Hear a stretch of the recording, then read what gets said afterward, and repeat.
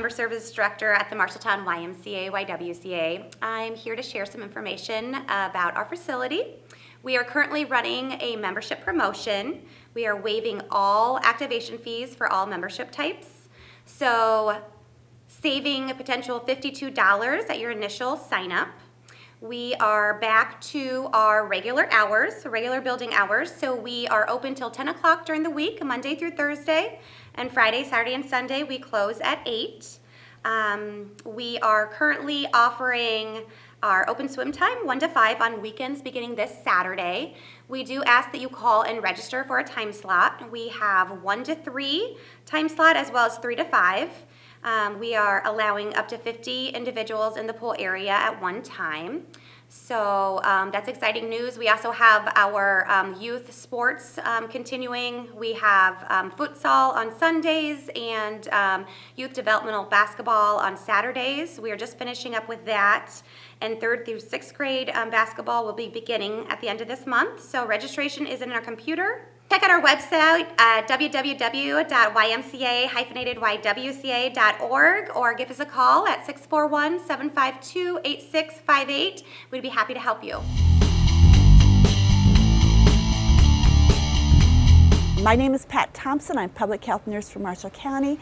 And as you know, COVID is still here. COVID-19, the coronavirus is still here.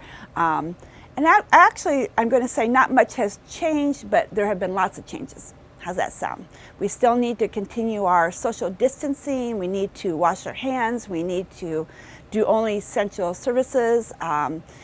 Stay home when you're sick, please. Even if you think it's just a cold, stay home, figure it out before you put yourself in the risk of exposing someone else to it. And let's see, cough, cold. You know, I've said this so much, so I'm going to get it out of the way at the beginning, and then we can talk about something else other than the public health recommendations to how we take care of ourselves. And remember, these are recommendations that are year-round, every year. The other thing, too, is wear your mask, please, because that does help protect you and the other person. So that said, we'll move on. So we do know, not surprising, the vaccine is here. I want to tell you the vaccine that we have right now is for healthcare workers only. So I've been receiving lots of calls, and I'm always love talking to people, so that's not a concern. Except a lot of calls are, I want to get on the list. Well, there's no list for vaccine right now. It's for healthcare providers only, and we're working really hard in Marshall County to get vaccination to them now. We have Marshall County Public Health has the wonderful work of our Board of Health, along with McFarland Clinic, Primary Health Care, Unity Point Health Marshalltown, and Hy-Vee Pharmacy, and helping dispense these vaccines. The vaccines, if you went to Hy-Vee Pharmacy right now, you would not be able to get a vaccine there unless you're a healthcare worker, and I'm the one that approves you're a healthcare worker. How's that sound? So it's not gonna, you can't get it without me knowing about it, all right? And so if you have a need and you're a healthcare worker and you still need the vaccine, please call me on my cell phone, which is, I'm gonna say it out loud, 641-750-1929. And because I do want to know if there's someone in the community that needs, or in the county that needs this vaccine, who is a healthcare worker. Well, we also know that, excuse me, that things are ramping up to start vaccinating other people, essential workers, moving through the groups such as the Tier 1B, which is, like I said, essential workers, and certain age groups and that type of thing. And there's a lot of people. And I do not have that vaccine yet, so don't call yet, okay? And you will know about it, because that's the other question. How will I know if when the vaccine's here and when I should, quote, sign up, or how to make that happen? And it's recommended that you go to your healthcare provider's websites if you have that access, check the newspapers, and listen to the radio, and also on TV, because you'll know when it's starting to arrive. We do know that other states are doing things a little bit differently, and they can, but this is what's happening in Iowa and in Marshall County. So as we go along with this vaccine campaign of trying to get as many people vaccinated as we can, we're going to ask you to look at yourself and make a decision whether you want the vaccine or not, so that it's easy for you, and dwelling on it or having more questions, that's perfectly fine. But also I would ask you to think about that ahead of time, so when the decision is made, you'll be more ready to answer questions, okay? Now, when we get to essential workers, we're all essential, aren't we? And I am certainly not going to be the person to say who is or who isn't at this time. So we're asking people that are, and we'll be asking businesses and various organizations in our county to look at who is essential and sort that out, and then also look at who actually make decisions about who should be first, because we also will not have enough vaccine when it arrives for everybody. That's just well known. Trying to give vaccine to the entire world at once is not happening, and it can't. It can't. I sometimes tease I need a little spray bottle of a little vaccine that you just put in the air and everybody has it at one time. That would be my perfect world, but that's not happening. So anyway, look at if you have businesses, or look at who would need it first out of your essential workers, because it may happen that you can't vaccinate everybody at the same time because of limited quantity. And that's been going on. I expect that to happen, and we'll work through it. I do know that there will be vaccine for everybody at some time. And also I want to tell you, as vaccine arrives, that I would not expect to receive it the first week, the second week. It's going to take time to sort through and decide who should get it first. We're looking at educators, we're looking at transportation. There's so many needs that we have that it's going to be take time to get through it. Okay, I really appreciate our healthcare partners in Marshall County, like I said, UniPoint Health, Marshalltown, McFarland Clinic, Primary Healthcare, Hy-Vee Pharmacy at this time. Other pharmacies will be joining at some time, and we look forward to that. Right now, they're continuing working, vaccinating in the nursing home and the veterans home, and some have been completed. And so that includes the residents of the long-term care facilities, assisted living, and the veterans home, and their employees. So that will be wonderful when that is completed. At this point, there's no mandatory vaccination that is required by law, so that can be made individually by businesses. But we're looking for people that really do want it, so we can help help end this pandemic. So when your turn comes, be sure to get your vaccine when it's available. I had mine because I'm a healthcare worker, and it was no problem at all. Absolutely no problem at all. I didn't have any side effects. Actually, when the vaccine was given, I didn't even feel anything. And sometimes when you have a flu shot, it kind of feels like pressure. I didn't even have that. And then the next day I did have some muscle stiffness that came from, I had a shot. Anytime you get a shot, there's going to be, it's a little needle. And it is a little needle, believe it or not. It doesn't look like it if you look at it, but it is a very little needle. And so I've had a shot, so I had some stiffness, but that went away, and absolutely no other side effects at all. So that's, you can expect, some people may have more, but it goes relatively well for most people. So that's a good sign too, because there's been lots of concern. The vaccine that Marshall County has right now for healthcare workers is the Moderna, and that is actually a 2-shot series, so 28 days after we give the first shot, then we give the second one, to make sure that you are boosted. So the first one's called a prime, the second one's called a boost, and that boost just helps make the shot even more, the vaccine even more, help build more immunity, because the body's, when you first get it, when we have a novel vaccine type of thing, your body goes, well, what is that? And they start working on building up antibodies, and when we give the second one, they go, oh yeah, we recognize this and we're going to get busy. So that really helps build up your immunity. I also want to remind you that after you have your vaccine, because nothing's 100%, that you still need to do all those public health things we ask you to do, such as wear your mask, social distance, go out for essential services only, please, because remember, this virus is wily, and it's it's very contagious, and you need to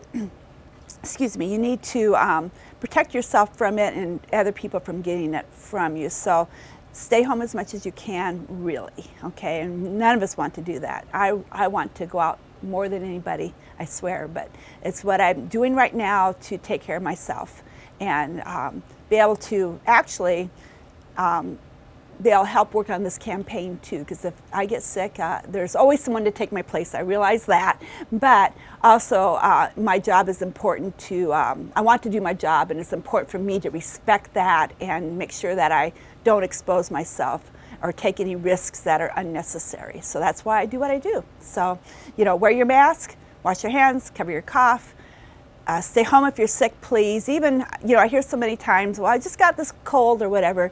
My little public health nurse ears go, whoa, that's the truth. Thinking, stop.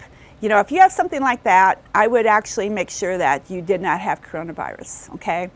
Because, the flu's out there as always, but there's less incidence of it or less spread is what I'm understanding because, one thing we're doing, we're staying away from each other and we're wearing a mask and washing our hands. It's making a big difference for other viruses also.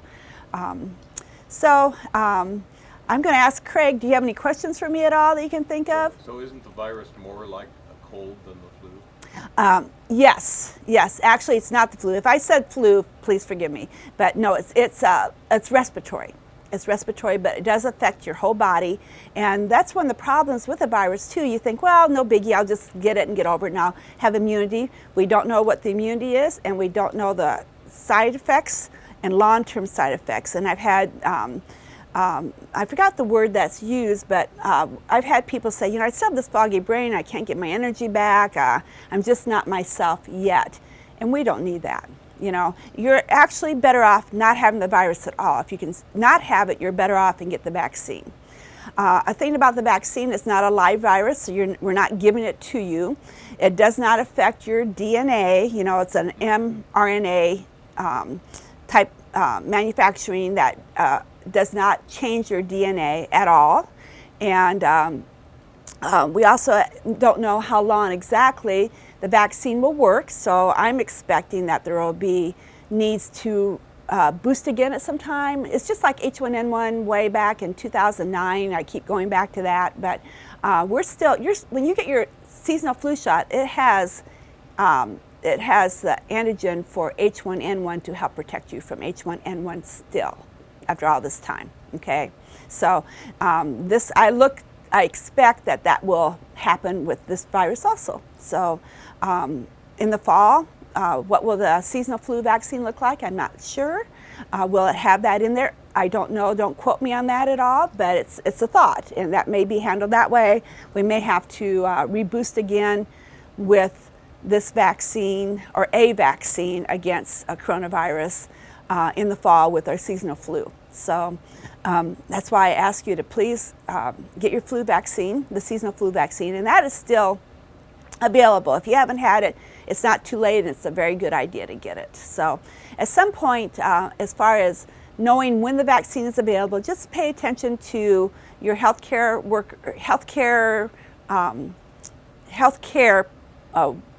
website, the people that take care of you for your health care. How's that?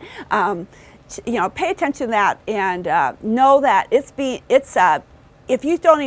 can't tell it's been updated, that means there's no changes, which is what's happening right now. So unless it's changed today, but people are working around the clock. I have meetings all the time. This is what I do now for a living, is take care of coronavirus and answer questions and coordinate vaccine release to our community healthcare partners that help you take good care of yourself. So anything else? I heard they said on the radio yesterday that the next wave of vaccinations will come in February. Will that be for the general public, or is that still for healthcare? Actually, this next, so we have Tier 1A, which is the healthcare workers. That's a very good question that we're working on diligently.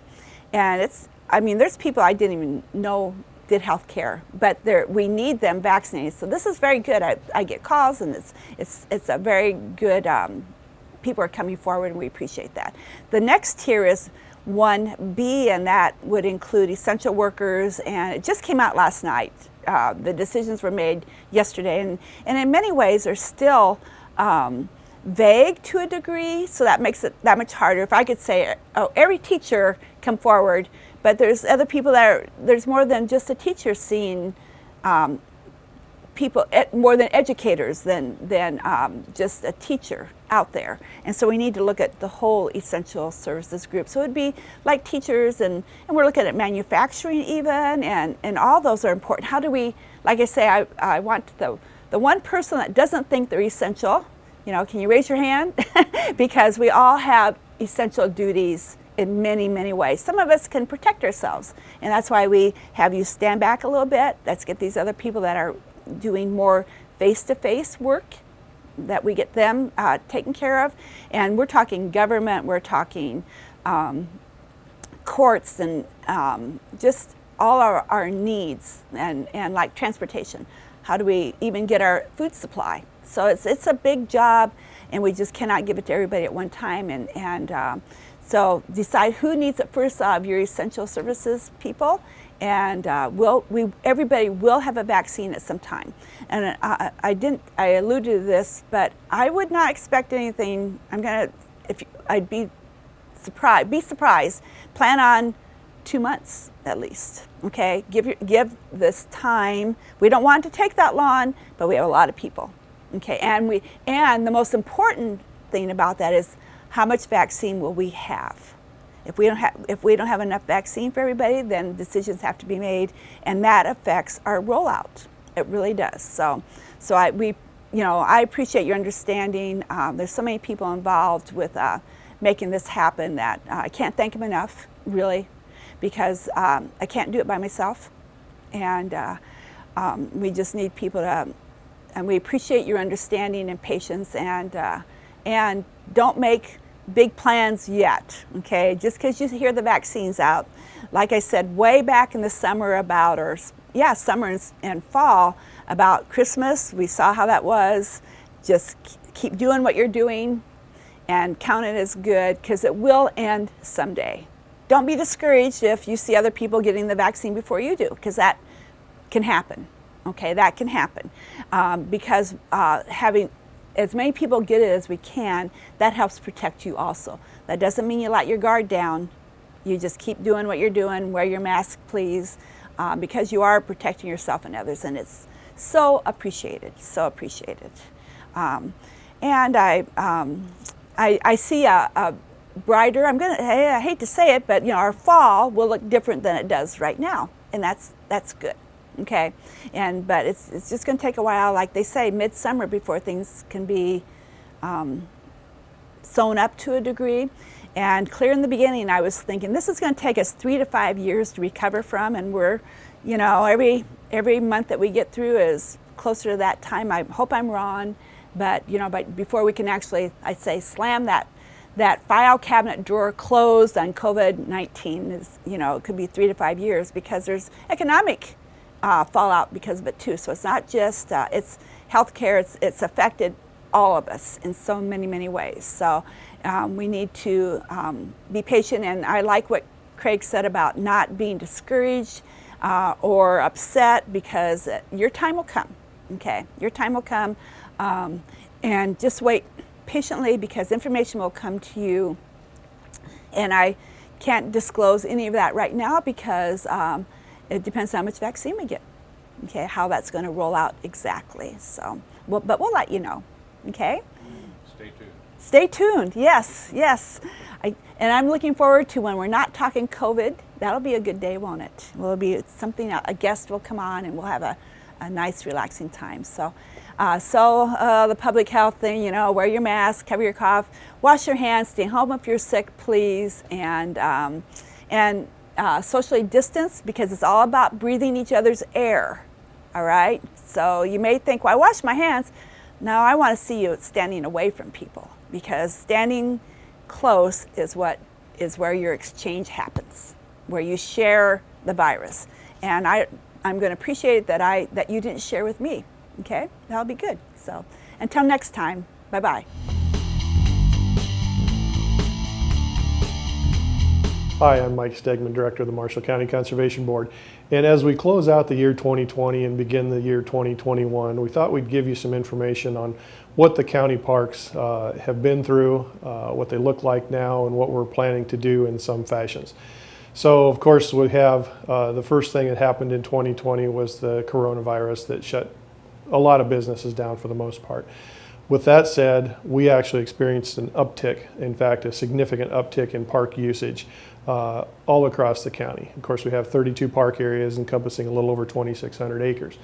Some of the areas that were less frequented, people sought out and used those, which we've been advertising for years as getting out in your backyard, exploring nature, and those people really appreciate, and we encourage you too, to get out and search out areas like French Grove, Coppic Park, Green Century Farm Wildlife Area.